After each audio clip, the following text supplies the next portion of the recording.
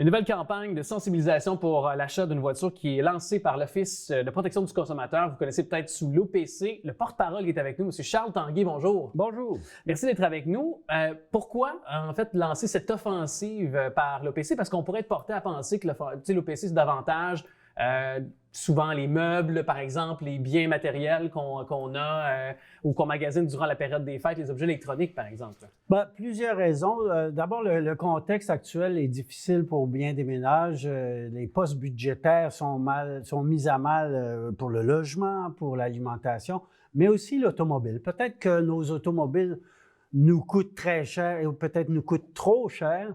Et donc, on veut aider les consommateurs à en avoir plus pour leur argent et justement, en les informant davantage. L'autre chose, c'est que d'année en année, le secteur de l'automobile occupe le premier rang des plaintes à l'Office de la protection du consommateur devant les meubles, les électroménagers. C'est de quel ordre d'ailleurs ces plaintes-là? C'est 20 15 dans le taux d'occasion et 5 pour les véhicules neufs. Donc, et dans le véhicule neuf, on voit un bond de plus de 60 par rapport à l'année précédente. Donc, il y a réellement un problème et on veut discipliner les commerçants d'automobiles en même temps que mieux outiller les consommateurs pour qu'ils soient bien au fait de leurs droits. Et pourquoi il y a davantage de plaintes dans l'occasion versus la voiture neuve? Là? Vous partagez là, 15 voitures d'occasion et 5 de plaintes dans les voitures neuves. Alors, pourquoi davantage les voitures d'occasion? Bon, probablement que c'est une question de...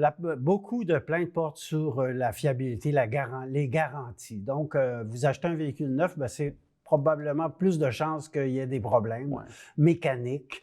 Parfois, bon, c'est pas voulu, mais d'autres fois, ça peut être parce que vous avez pas inspecté le véhicule ou vous l'avez pas essayé suffisamment. Peut-être que vous ne connaissez pas non plus vos droits par rapport aux garanties, parce qu'un commerçant ne peut pas vendre sans garantie. Et beaucoup de facteurs comme ça. Les reculs d'odomètre, ça peut être un facteur. Et il semble que ce soit assez fréquent dans le domaine de l'automobile qu'on recule des odomètres. Donc, ça, c'est certainement... C'est encore un fléau parce ça fait longtemps qu'on en parle de ça. C'est difficile de le mesurer. Évidemment, il n'y a personne qui s'en vante de reculer les odomètres et c'est pas toujours facile à prouver, mais ça existe et un bon inspecteur pourrait déceler des signes que l'odomètre a été reculé. Sinon, des vérifications auprès de la Société d'assurance automobile du Québec ou encore d'entreprises privées comme Carfax qui vendent des rapports d'historique d'automobile. Mais c'est ainsi, la Société d'assurance automobile du Québec est peut-être pas... je dis ça comme ça avec une boutade, là, mais peut-être pas la plus efficace par les temps qui courent au moment de se parler, en tout cas. Il y a des files d'attente. Mais justement, si je reviens à votre campagne, parce que justement, la campagne s'appelle « Votre achat automobile à la loupe », elle se déploie comment pour aider les gens, justement? Est-ce que c'est sur le web qu'on peut avoir de l'info? Ça tourne beaucoup autour de notre site spécial de campagne où on trouve beaucoup de tous ces renseignements utiles-là. On peut télécharger ces renseignements-là dans notre téléphone cellulaire pour avoir un aide-mémoire carrément chez le concessionnaire ou chez le marchand d'automobile, avoir ces conseils-là sous la main.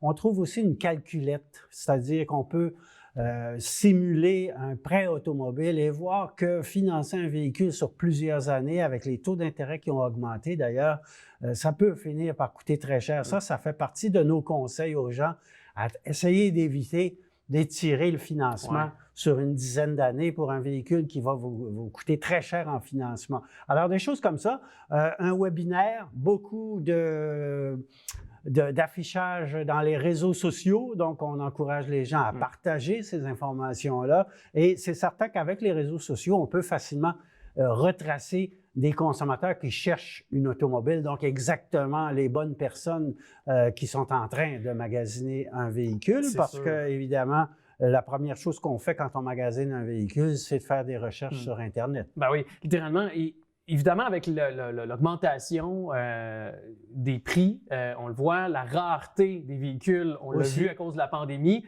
ça a peut-être pu apporter, certains dépassements, certaines nouvelles plaintes. J'imagine, avec le contexte pandémique puis le contexte actuel aussi des ventes automobiles. Est-ce que ces nouvelles plaintes-là, est-ce que ça a apporté peut-être pour vous des observations aussi nouvelles? C'est sûr qu'on voit sur le marché que la rareté, entre autres, et les prix élevés font en sorte que c'est davantage un marché de vendeurs Ouais. qu'un marché d'acheteurs.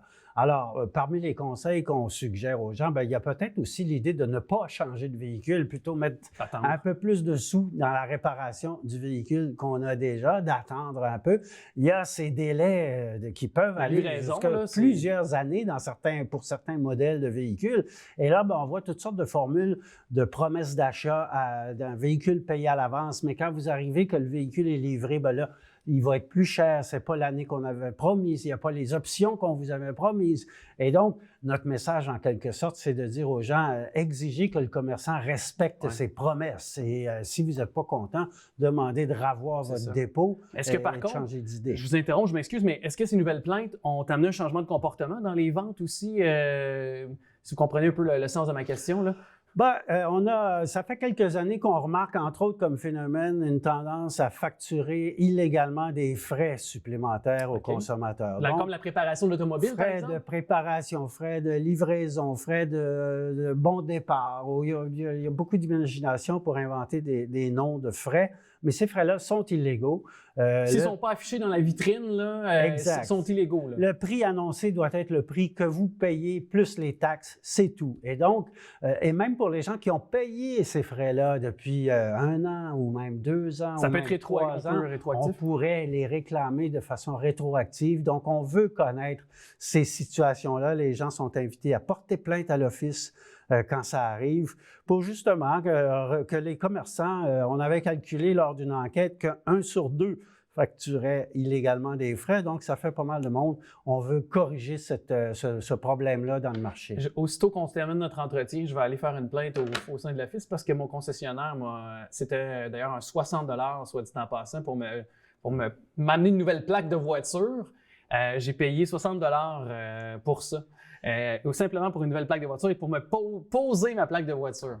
Bien, là, il faut voir si ce sont des frais d'immatriculation. Là, mais avec une certaine préparation qui était aussi avec ça, là, et qui n'était pas affichée dans le... Tous les frais qui ne sont pas optionnels sont illégaux. Et donc, si c'est pour un anti-rouille supplémentaire, si c'est pour des assurances, une garantie supplémentaire, bon, OK, on peut avoir le choix de les accepter ou de les refuser. Mais si on vous impose des frais obligatoires que vous ne pouvez pas refuser, ils n'ont pas le droit de le faire.